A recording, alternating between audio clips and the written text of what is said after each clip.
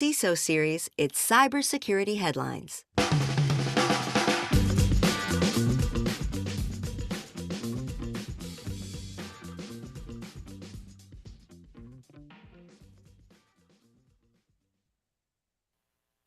China linked backdoor raises alarms for cyber espionage investigators. Hackers allegedly leak vital Samsung data, and cybertech play a large role in the Ukraine invasion. These are some of the stories that my colleagues and I have been bringing to you on this week's cybersecurity headlines. And now we get a chance for some insight, opinion, and most definitely some expertise on these stories and more from our guest, Anshu Gupta, an investor with Silicon Valley CISO Investments. He's also headed security at places like HelloSign and Branch. Anshu, thank you so much for being here. Really appreciate the time. Thank you. Thank you for having me on this show. And of course, we want to thank our sponsor, Torque, security automation uncomplicated. Remember, you can join us on LinkedIn Live. Just go to CISOseries.com, the week in review page, and you can find the link there. We've got about 20 minutes, though, so let's hop right to it. Our first story of the day: the most advanced China link raises alarms for cyber espionage investigators. A backdoor in use as recently as November 2021 is the most advanced piece of malware ever seen from China link spies, according to researchers at Symantec. Dubbed Daxon, the malware appears to be optimized for use against hardened targets, allowing the attackers to burrow deep into a target's network and exfiltrate data without raising suspicions, and described as on another level. Anshu, we have experts at Symantec, on another level. That seems ominous from people that see a lot of malware. It kind of gives one pause. Given that we're already having troubles with Log4j level attacks, what do you feel CISO should do to accommodate this type of what we know right now, shapeless but seemingly very real threat? Yeah, so I think there are two strategies here. The first one is that to counter some of these threats, you need to have the right partners. These threats are emerging, shifting, as you said, that the shapeless, they're changing, they're morphing, and having the right partners who will do the heavy lifting on your behalf is very, very crucial. Second thing, I think it's a broader point in the industry because this is around cyber espionage, and these are highly technical attacks. And one thing which always worries me is that are we bringing our best talent and getting them on both on the offensive side and the defensive side? And I really admire programs like Talpiot, which Israel has, where they're bringing the best of their brains, the best talent they have into cyber and related categories. All right, our next story here: hackers allegedly leak Samsung data. Less than a week after hitting NVIDIA, Lapsus has leaked a huge collection of confidential data they claim to be from Samsung Electronics. The leak apparently contains source code for every trusted applet installed in Samsung's Trust Zone environment used for sensitive operations, including things like hardware cryptography, binary encryption, and access control, as well as algorithms for biometric unlock operations, bootloader source code for all recent Samsung devices, confidential source code from Qualcomm, Samsung's activation servers, and the full source code for technology used for authorizing and authenticating Samsung accounts, including APIs and services. It sounds like they may have even stolen milk from the. According to Bleeping Computer, if these details are accurate, Samsung has indeed suffered a major data breach that could cause huge damage for the company. Samsung, not a newcomer to this business, been around for a really long time. This attack seems to have really gotten to a lot of crucial assets in one go. What can we, Anshu, what can we infer from this, from what appears to be a single point of failure on Samsung side? And I think given the recent NVIDIA breach as well, one off, I think, okay, maybe that's an insider or something like that. And they got some credentials. Two major attacks, two major data breaches at the same time. What can we learn from this? So I think, especially for the Samsung issue, one is we don't know the details how it happened, because this, if it's like true to the extent which has been reported, is really, really huge. Everyone has some sort of we have TVs, we have IoT devices with Samsung chips. We have all these home appliances. So this, if true, given there are activation servers and a lot of really core things which are fundamental from security perspective were supposedly breached. I think this is going to be a moment where larger enterprises like Samsung will have to think It's almost the SQL slammer moment, which happened at Microsoft, that they basically shut down the company for a whole day and say, hey, we need to rethink about security. And they established the trustworthy commuting group. I think these companies will have to establish this center of excellences where pretty much security research, bringing in security culture, establishing security standards will be the main task of these centers of excellence, where the roadmap is 5, 7, 10 years versus being tactically that, hey, what I'm doing right now to secure versus what we are going to do, how we're going to build these fundamentals to establish security at the ground level. As far as what's out there, we've seen NVIDIA have signing certificates used to sign drivers kind of already. Are the activation servers, does that seem like the one piece of information out there that could be weaponized possibly the fastest or the most urgently? No, absolutely. I think tactically, even like the biometric uh, authentication. So if you look at the list, it's pretty much like all the uh, what would say like crown jewels from a security perspective. Authentication is something which authentication authorization. These are the key things which you want to protect, and it seems all of them were exposed in this particular breach. All right, moving on to our next story. If you'll pardon some poetic license here, Russia says it's okay to download a car. That, of course, alludes to an anti-piracy PSA that aired in the 90s. I'm a 90s kid, so bear with me. Nagging us not to download pirated software, but the ad clearly never aired in Russia, where officials are drafting rules that would establish a unilateral software licensing mechanism, effectively renewing expired software licenses without consent of the owners of the IP. This would only apply if the copyright holder resides in a country with sanctions against Russia and there are no viable Russian alternatives. This, despite their insistence that copyright infringement is still illegal and prosecuted in the country, and the country does have a history of being extremely litigious property, ironically enough. Anshu, it might be difficult for software companies that have ceased to do business in Russia to then go back and say, hey, stop using our stuff or at least pay us like a friend, right? When they don't want to be doing any kind of business in Russia. It seems like all types of business roles are being pushed out the fifth floor window at this time. I guess, what does this say about the future of other types of international software used in other countries that might decide to do the same thing? Yeah, I think it's going to be tough because one thing is like if you're working in a global environment and if you want memberships to organizations like WTO, intellectual property was one of the biggest things. I think when this was actually one of the conditions for China's entry into some of these global organizations from a trade perspective that, hey, are you going to respect our intellectual property and are you going to build controls around it where people can basically successfully able to defend in a court of law. So in Russia's case, it's going to be very interesting how it all plays out. But I think given what's happening right now, I mean, they are pretty much going to be a pariah when it comes to software licensing and defending it. And companies would be very, very cautious about doing any kind of business with them. Moving on, DDoS attacks use record-breaking amplification vector. A new DDoS method called reflection is being used in attacks that provide a record-breaking amplification ratio of almost 4.3 billion to 1. Reflection attacks start with a small packet which gets reflected inside a closed network, amplifying its size to near maximum capacity before channeling the traffic to the target. Threat actors were observed using the new DDoS technique on victims across numerous industries in mid-February by abusing a vulnerable MyTel driver found in devices using the TP240 VoIP interface. I guess the kind of the comparison here is like a feedback loop that's taking control of a physical defect inside a device, like a driver. Is this something that the good guys can kind of catch up on to suppress this? Thinking like in audio terms, like a limiter or a compressor would cut feedback and sound, or does this sort of thing already exist? Is this, I guess, when we're thinking about DDoS attacks, the ever-present scourge of networks, like, is this a game changer or something we can deal with?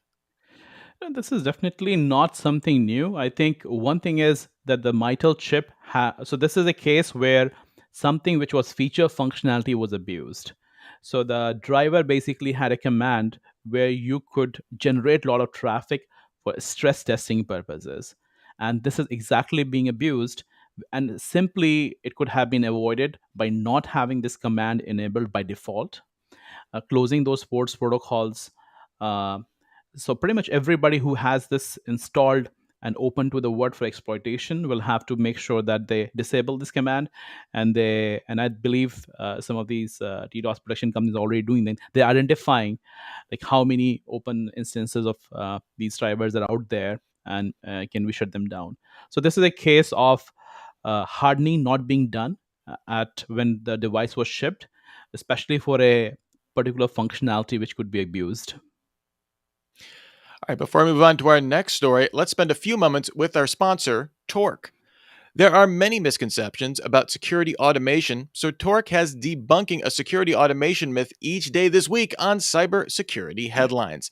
Myth number 5, you should automate all security processes. You should automate routine, repetitive tasks that are not subject to much conditional variance, but workflows that can't be reliably managed by automation tools, such as assessing the financial consequences of a breach, a security incident should trigger an application rollback, should remain the domain of humans. To learn more about the realities of automation, head to torque.io. All right, Quackbot botnet sprouts fangs, injects malware into email threads. The Quackbot botnet, easy for me to say, is sinking its fangs into email threads and injecting malicious modules to pump up the core botnet's powers. Earlier this week, Sophos published a report describing how it spreads through email thread hijacking, an attack in which malware operators malspam replies on ongoing email threads. Quackbot also devoured systems information, including configured user accounts and permissions, installed software, running services, and more, after which the botnet downloads the malicious modules. So Anshu, this is, clearly malware modeled after that guy who crashes your party, eats all your food, then, kind of yaks on your sofa. Is email thread hijacking a new threat, or, do CISOs have this one in hand? Yeah, so this is definitely a new way, and pretty much it's a way to basically fool the users that, hey, the original content of an email is already included. So it gives you a level of assurance. Hey, somebody responded back to this email, so this must be legit. But I think these kind of attacks can definitely be prevented, and we have remediations. So one is that uh, to send this email, the endpoint must have been compromised first. So if you have protection there, this will not even happen, because somebody cannot send this email because the endpoint is protected. Second is at the network level, which is that somebody clicks on it.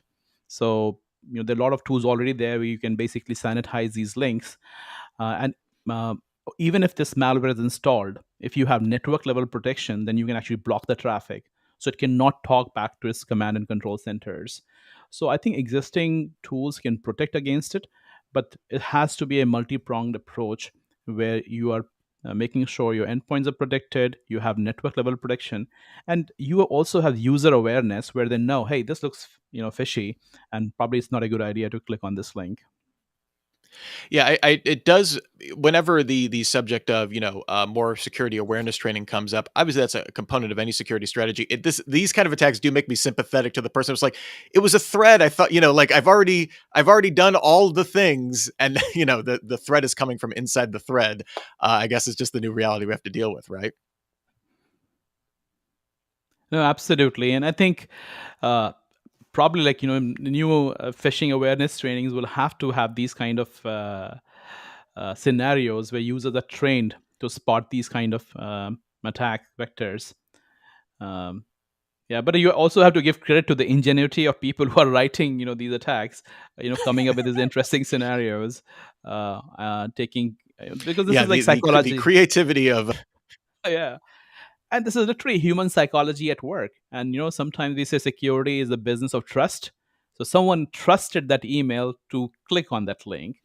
uh, so I think these guys are like considering all factors apart from the technical details. We download, this is how we they're also taking care of taking in consideration human psychology as well.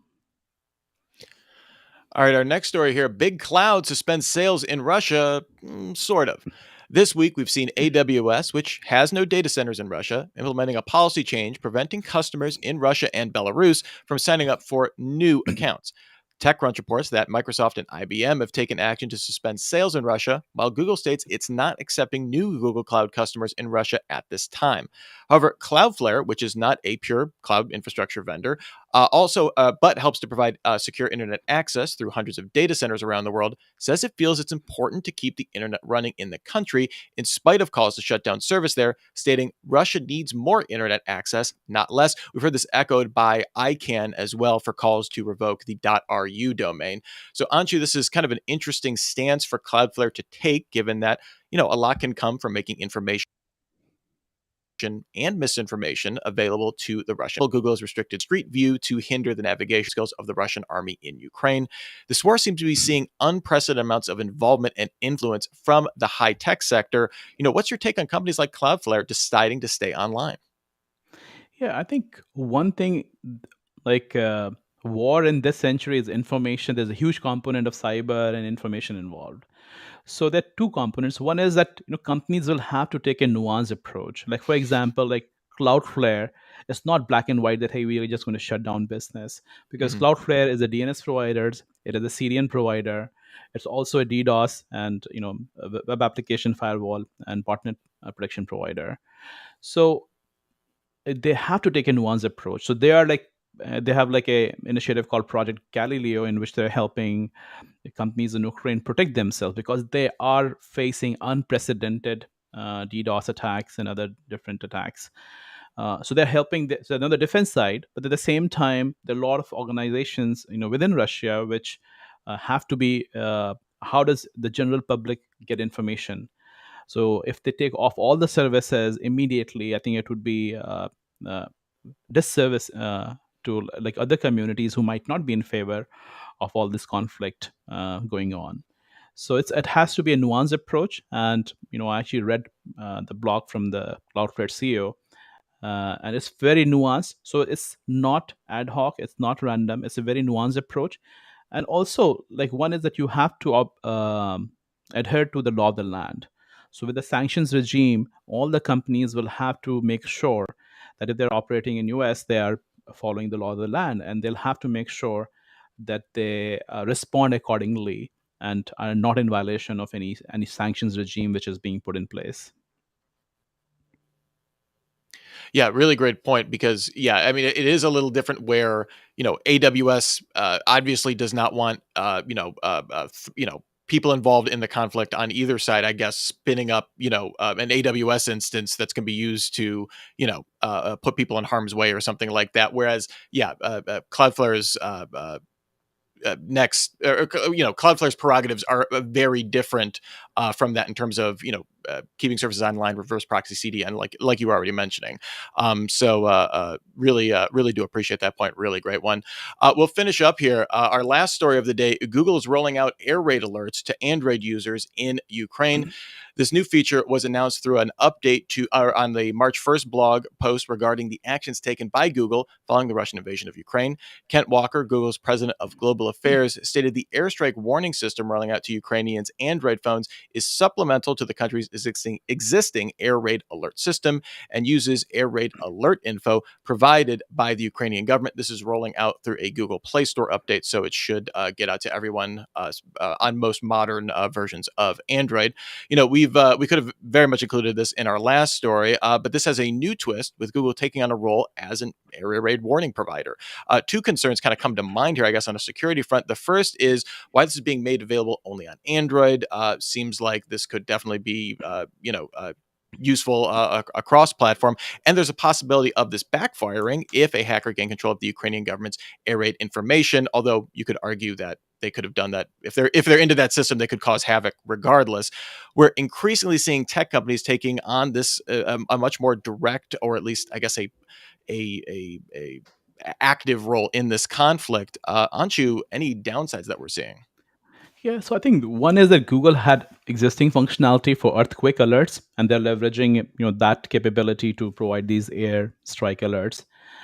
And one thing is, Mhm. I think this is like tech for good because this is a human lives at stake.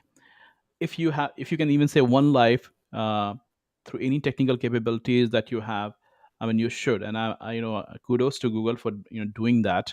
So there are definitely like risks involved that hey, can you trust the incoming stream of data. And I'm pretty sure that they have built controls around that to make sure that the data coming in has integrity, so that people are not harmed instead of being saved. And I think for the point that, hey, why just Google Android? These places, the ecosystems are pretty different. So I hope that other players in the market kind of follow Google's lead and look into providing such kind of alerts, which ultimately help in saving human lives.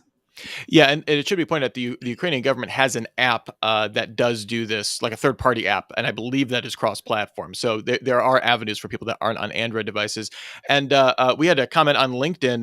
Dwayne had said, "Thanks, for keeping us up to date on kind of all the tumultuous stuff that's going on in Ukraine and the role that cyber is playing. It's daunting. Thanks for keeping us informed." And yeah, this is certainly it's new for us here at Cyberscience to kind of cover a war from this aspect. But, I think this is going to be the standard for future conflicts going forward. And you can always make sure you're tuned into the regular show to keep up to date on all the latest news. Before we get out here, though, Anshu, any a story that you reacted strongly to today, a thumbs up or an eye roller? Yeah, so I think the whole geopolitical conflict going in Ukraine and Russia, I think one thing which is very interesting is this the role of cyber militias. So we see state and non-state actors coming into the play, and it's very hard to define and attribute who's doing what. So I think in the coming days and years, we are going to see that companies and countries have built this reserve corps.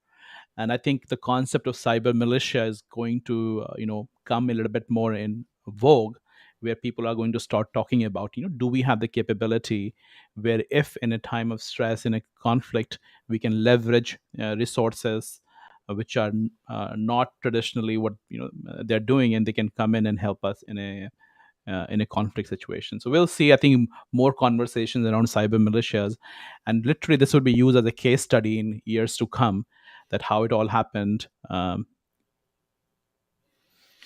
Yeah, I hope someday we get the chat logs for all of these cyber militias, like from a historical perspective. Like, to me, that would be like just so fascinating to just kind of networks grow and evolve over the course of this. But Anshu Gupta, investor with Silicon Valley CISO Investments, thank you so much for being on the show. Your insight, as always, appreciated. Where can people find you if they want to follow you online? Yeah, I think LinkedIn is the best way to get in touch with me. I post regularly. Any thoughts? And I'm a big fan of open sourcing any content which I've written. So there's a lot of templates you can find under articles under my LinkedIn profile. Excellent. And of course, we want to also thank our sponsor, Torque, security automation uncomplicated. Come back next week for our newly rebranded video chat, now called Super Cyber Friday, which will be about hacking security validation, an hour of critical thinking about verifying the process you have in place actually works. Starting at 10 a.m. Pacific, 1 p.m. Eastern, and that's followed by a meetup. And then we'll be back with another edition of the Week in Review. That's on Friday, 12:30 p.m. Pacific, 3:30 Eastern. And you can still get your daily news fix through cybersecurity headlines every single day. Give us 6 minutes. We'll keep you up to date. Until next week, I'm Rich Straffolino, reminding you to have a super sparkly day. Cybersecurity headlines are available every weekday. Head to CISOseries.com for the full stories behind the headlines.